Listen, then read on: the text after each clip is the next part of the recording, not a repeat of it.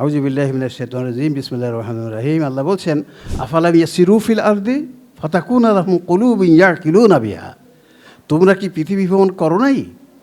তাহলে তোমরা এমন মনের অধিকারী হতে পারতে যাহলে তোমরা বিভিন্ন বিষয় বুঝতে পারতে। কারণ বিভিন্ন দেশে ভ্রমণ করলে তাদের ভাষা জেনে সেখান থেকে তুমি নিজের আকলকে উৎকর্ষিত করতে পারতে। তো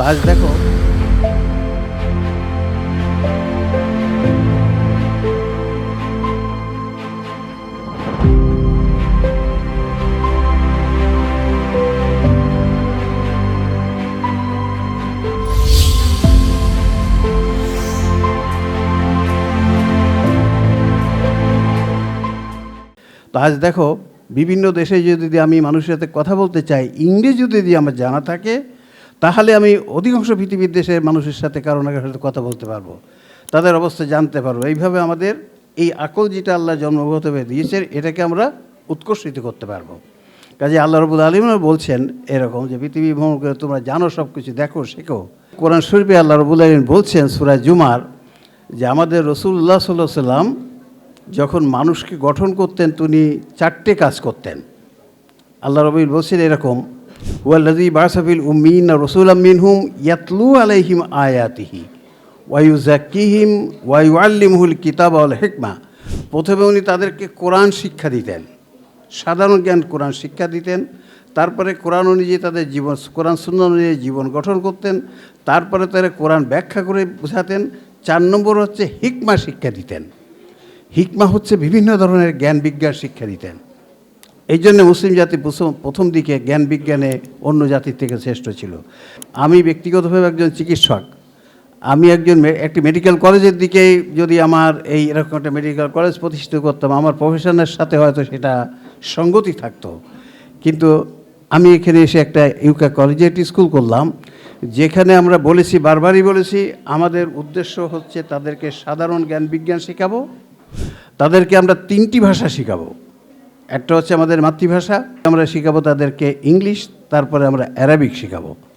মাতৃভাষা আমাদেরকে জানতে হবে, ইংলিশ জানতে হবে, কারণ বর্তমান বিশ্বে উন্নত দেশ যারা, তারা হচ্ছে এখন ইংলিশ স্পোকেন কান্ট্রি। কাজে আমাদেরকে যদি পৃথিবীর এখন যে উন্নত সায়েন্স জানতে হলে আমাদেরকে ইংলিশ জানতে হবে। আর অ্যারাবিক জানতে হবে কেন? আমাদের যে কোরআন, আমাদের যে মূল গ্রন্থ, সেটা হচ্ছে কোরআন। এই কোরআন জানার জন্য আমাদেরকে অ্যারাবিক জানতে হবে।